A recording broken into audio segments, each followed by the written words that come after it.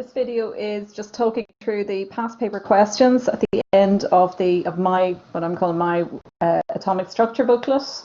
Right, so I will post just the answers as well. I'll take a photo of those. But just so you know where it comes from. Okay, so the first question, this is on page 25 of the booklet. Right, so I'm going from there. Okay, so here's a graph of first ionization energies, and it's across a period, and it's asking you to identify the group 2 metal and the halogen. Now, what I suggest for multiple choice questions, I must admit, I kind of try and look at the question first and see if I can.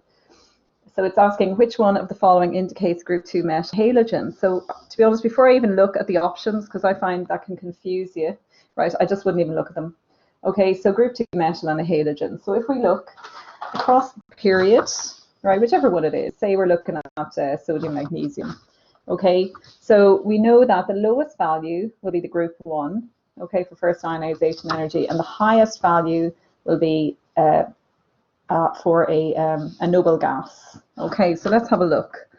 All right, so we've got a number of values here. So you can see the sort of zigzag shape, right? So you're starting from here and ending here, if you like, in a group. So this is group 0. That's definitely a group 0. So that makes this a group 1, 2, 3. So you have the wee dip going from 2 to 3 because of the s electron. Sorry, the p electron, which is slightly more shielded, etc. 4, 5, and then you've got group 6 dip, because remember you've got a partially filled subshell and electron repulsion, so it takes less energy to remove the outermost electron.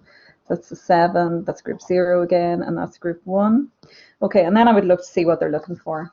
Okay, so they're looking for the group 2 metal, which is C, and the halogen, which is H, and we're just looking for that as an answer. Okay, and if you start kind of looking at the answer first and trying to figure it out, it can melt your head. Okay, so if you can, with multiple choice questions, don't look at the answers. Try and figure out the answer first and then see if you can find it. And then it's a good chance, and then just move on, right? If you make a mistake at that point, so what? It's better than questioning yourself endlessly. Okay, I'm going to talk through this. This is just a summary that we didn't get filled in class. Right, I just transferred the headings onto this page because it hadn't printed properly. So I'm not going to go into too much detail here. This is just, remember, you're going to discuss explanations for particular ionization energies, comparing them, right, based on these concepts here, right, these ideas. So for successive ionization energy, nuclear charge is not relevant because you're talking about the same element, so obviously nuclear charge stays the same.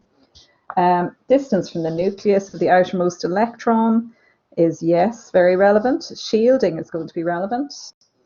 Stability of filled shells is going to be relevant, but not stability of half-filled or filled subshells. Okay, so you're only going to see the big jumps when you're moving from an outer shell to a new filled shell, right? That's where you get the big jumps. Down a group, I always think of trends in ionization energy down a group as the most straightforward, right? There's no surprises. Okay, so trends here. So now, even though the charge increases, it doesn't have any effect. So we just generally don't mention it. Distance from the nucleus you will be talking about, because as you add a shell, as you go down the group, right, from one period to the next, obviously there's a new shell added each time, so the outermost electron is further from the nucleus, therefore shielding, you have more shells, so shielding is going to be significant. Stability of filled shells, that's not going to be significant if you're comparing elements within the same group. Okay, so if you're talking about lithium versus sodium, sodium versus potassium, the concept of filled shells isn't relevant, right? And again, although these all have full shells, if you're comparing neon to argon and so on, if you're comparing atoms within the same group, then that concept doesn't matter, and neither does the half-filled. Okay, but only obviously if you're discussing elements within the same group. Okay, and then trends in first ionization energy across a period. So this is the one that's kind of the one to watch for the most. Okay, so in this instance, yes, nuclear charge increases across a period. So that causes the outermost electron to be more tightly held. Distance from the nucleus gets slightly shorter as you move across the period because of this increased nuclear charge. The electrons get slightly closer to the nucleus, even though they're all in the same shell. Shielding is similar, right? So not generally, no, except for obviously your group 2 to 3. You might want to consider it for that. Stability of filled shells, that would be relevant if you were talking about, say, the difference between fluorine and neon or chlorine and argon, but generally not discussed. Probably not, unless they ask for a specific example. No, I think it's not. Okay, and stability of half-filled and filled subshells. Yes, you will for the group 2 to 3 and the group 5 to 6 drops. Okay, so remember they're counter, they go against the trend. All right. Okay, so the next thing then, some of these past paper questions. Explain why, right? So you give as much detail as you can. And remember, you must use the terms the outermost electron and talk about, what was it they had last year or the year before? They talked about how tightly held it was by the nucleus. So maybe we'll start using that term. Okay, so third ionization of calcium is much higher than the first. Now, remember, they have the same electronic configuration. Okay, so but calcium, right, you're losing an electron from the calcium 2+ ion, has a greater nuclear charge, right, so it has more protons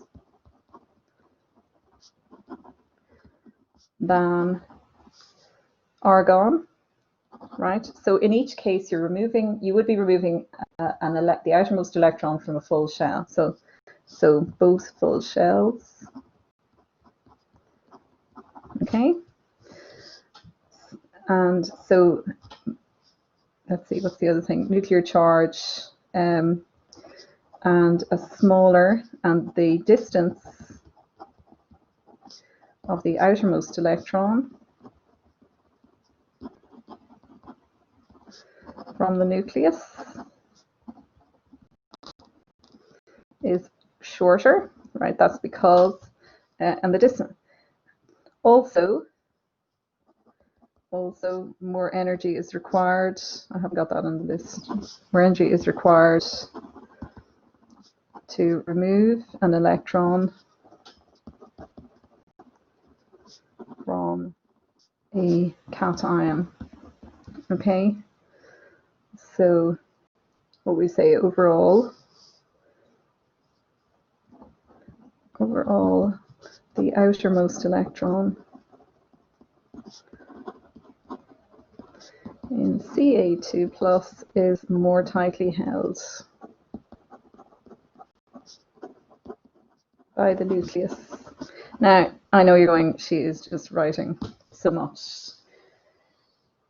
You never know with the mark schemes for CCA. You never know which two, you might say, okay, it's 2 marks, I'm going to write 2 things. Look, whatever you can think of that's correct, put it down, okay?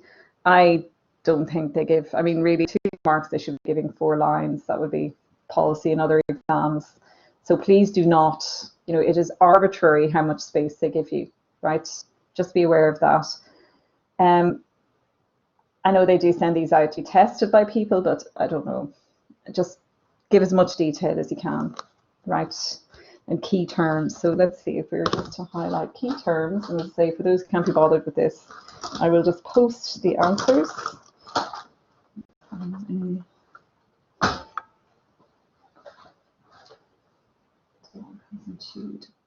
Okay, I can't find my highlighter. I'll have to go. Right.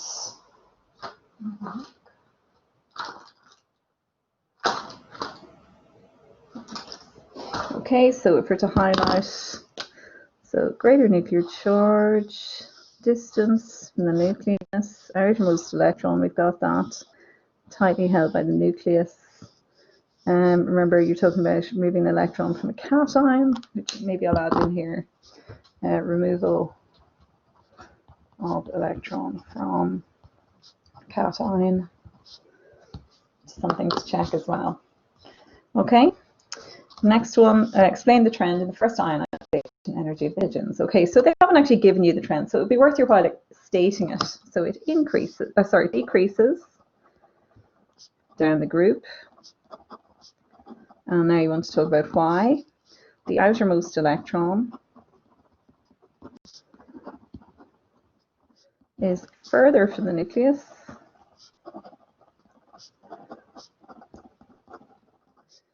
As you go down group, it also experiences more shielding.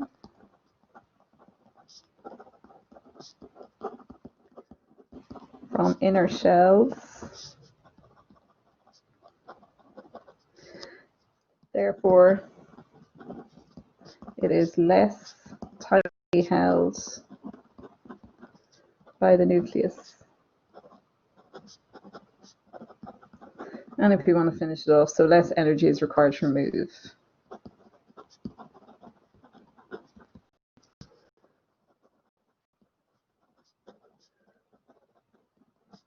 Okay, so just before we move on, just have a wee check that you've mentioned outermost electron once. You don't have to keep talking about it. You just call it after that. I've given the trend just in case they want you to state the bleeding obvious. Okay, right, and we've given as many reasons. Further from the nucleus, more shielding. Then we've qualified that, what that means, less tightly held by the nucleus. Okay. Give two reasons to explain why potassium has a lower ionization energy than sodium. Okay, so this is just really a repeat of the last question, right? So you'd say that potassium has the outermost electron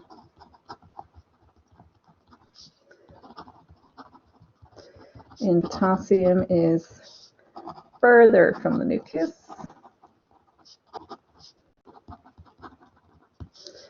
It has one more shell, so there is more shielding from the nuclear charge. So it is, let's see the other one. So the outermost electron is less tightly held.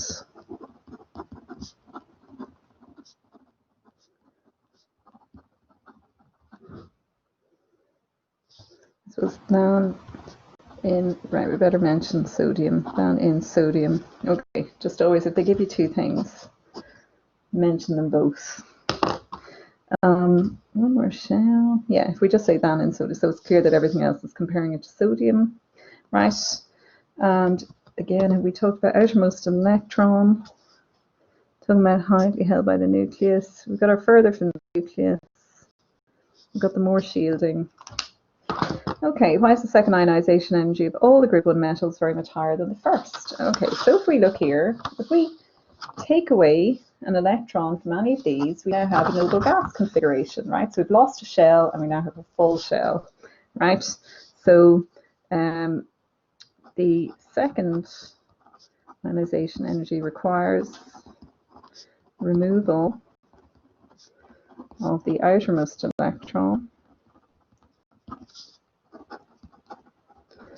from a full shell, a stable full shell, closer to the nucleus, that experiences less shielding.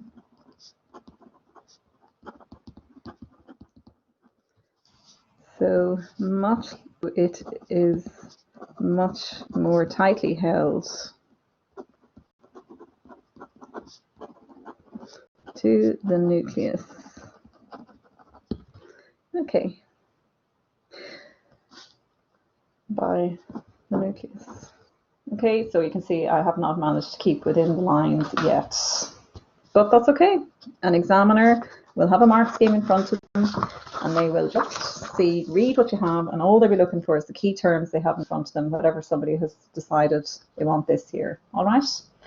Okay, here again, this is right. So again, I would just advise that you cover up the answers here. You don't look at the numbers yet. So you look at magnesium, aluminium, silicon, phosphorus, and sulfur. Now, just remember that you'd be expecting a dip between magnesium and aluminium, and then a rise, right? So you should have aluminium smaller than magnesium, and then rise, and then drop, and then rise. Okay, so that's what you're looking for. Look at the first two values and see where you have one first is higher than the second. All right. So that rules out A, rules out B, and it rules out D. Now, so C, I just check. So you have group 2 to group 3 dip, and then back up to 4 to group 4, back up to group 5, slight fall back to group 6. Perfect. Okay, again, this could cause, if you look at the answers for the question, you can get problems. So let's have. Okay, so here with an S block element, right, and 6S2, so it's effectively a group 2. So what you're looking for is something, a hydride of another group 2 element, right? So you're looking for beryllium, magnesium, calcium, strontium, any of those, right? And you should just ignore everything else. So if you look, right, there we have it, calcium, okay? Now this it's like group 2, okay? So remember the outermost electrons, it's like a group 2 element. So C is the answer. Which one of the following atoms in the ground state contains no unpaired electrons? Well, it's going to be either something in group 2 with an S, filled S subshell, or you have to go all the way over to the noble gases, which have filled P subshells. So what have we got? Okay, we've no group. We only have, right, we've argon, no group 2 to confuse us. So it has to be that. An element which forms an ion smaller than its atom. Now, we haven't really talked about this, and the idea of ionic radius, I was having a look in the specification, and there's no mention of it, okay? But I think it's probably something to watch for. And anybody who has the revision book, you'll see it in the ionic bonding section. I think I was talking about that in the video I put up earlier, right? So just be aware that cations, because cations end up, right, they lose their outermost electrons, they lose the shell, okay, so they will be smaller, they'll have one less shell. Whereas anions, you're going to add electrons to the same shell. So actually, anions will be slightly bigger than the original atom, but not much. So you're putting in electrons to the same shell. There'll be a wee bit more repulsion. They'll sort of push each other slightly further apart, be slightly bigger, but not the way that cations are smaller. So what we're looking for here is metal. Okay, so there's only one metal, potassium. The others would form anions, and that's your answer. Okay, now this bit slide, because actually we haven't done this yet, but if it consists of individual molecules, then it must be covalent. And you don't know if it's giant or molecular, but most of them are molecular. So what you're looking for is, oh no, okay, do you know something? Oh, it's one that's not covalent. Okay, that makes life much easier. If it's not covalent, it's either metallic or ionic. And if it's metallic, it'll be just an element. If it's ionic, it'll be a metal, non-metal. So we have that. Okay. Which one of the following elements contains the same number of electrons as an ion of magnesium? Okay, so it's going to be, right. So an ion of magnesium will contain the same number of electrons as, so Mg2 plus is the same number of electrons as Na plus, or Al3 plus, and if we go the other way, it'll have the same number of electrons as N3 minus, O2 minus, F minus, and neon. So what we're looking for is probably, I mean, carbon is it's not going to form an ion. It's nitride, oxide, fluoride, neon, sodium, or magnesium. What have we got? So electrons. Oh well, actually they've only given elements, so it has to be neon.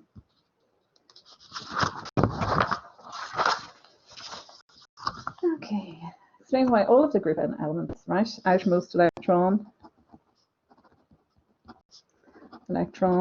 is an S. Electron or is in an S orbital or is in an S subshell. Explain why the ionic radius increases down the group. That's what I was saying. I'm not sure. I would definitely be aware of the concept of ionic radius, even though it doesn't appear in the spec. It's the kind of thing they might go, you should know that, you should work it out. Okay, why does the ionic radius? So it's the same reason that anything increases down the group. The outermost electrons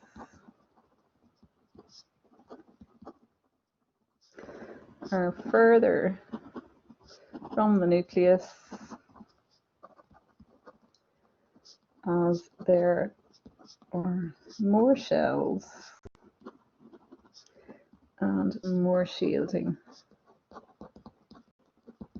I think that would do for that. Okay, now that's not on. You see first ionization energy of sodium.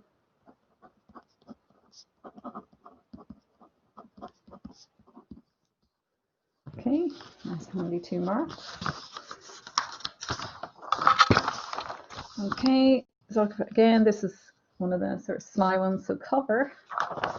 Okay, which is find n equal to 2. So n equal to 2 is the second period from lithium over to neon, right? So you've got 2s2 up to 2p6. So if it's in the second energy level, you could have an s or a p electron, right? So it's going to be d. Okay. Now, this, I think I always found this a tricky question. Now you have to think about this. Second ionization energy. So if the first, right, if we had the normal, let's see, I think I can.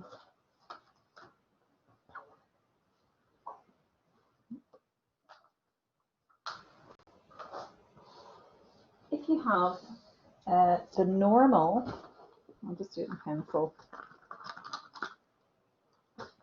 Right, so if this was first ionization energy, okay, that largest would be group 0.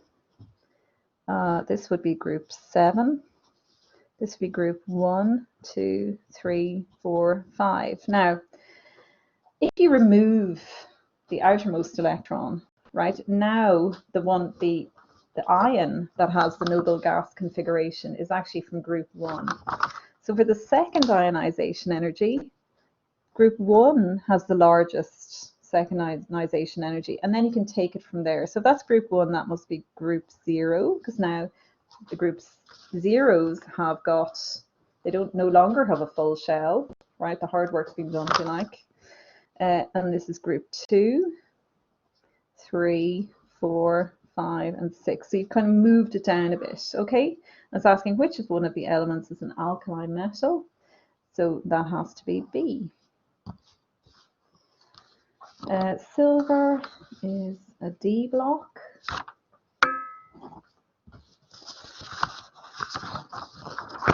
And then protons, neutrons, electrons. Now, as I say, I remember, I think I marked the paper the year this was on, and you would be surprised how many people did not get it. I think it's just because it's assumed to be known.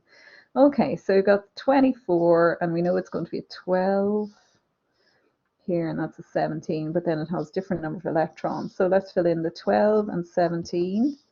Protons, neutrons will be 12 away from 24, and away from 35, and I count 18.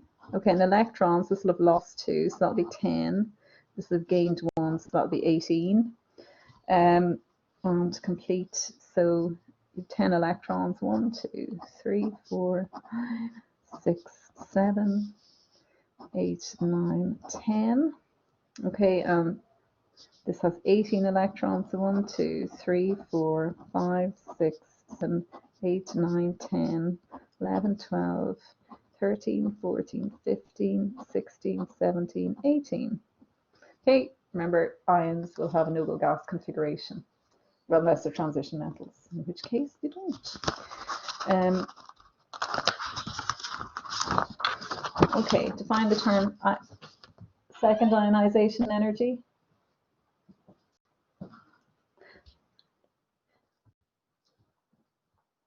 Thank you, my rationals have arrived. Define the term second ionization energy, right? It's the energy required to convert 1 mole of ions with a single positive charge into 1 mole of ions with a double positive charge.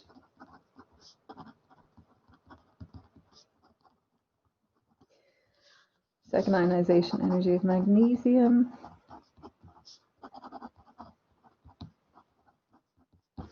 And why is the third ionization energy of magnesium so much larger than the second? The Mg2 plus requires removal of the outermost electron from a full shell, a stable full shell that is closer to the nucleus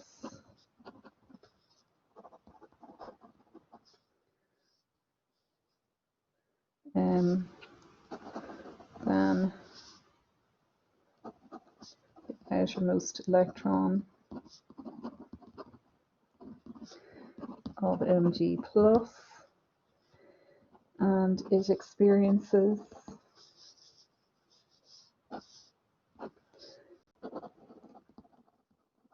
less shielding as there is one less shell, so it is more tightly held by the nucleus.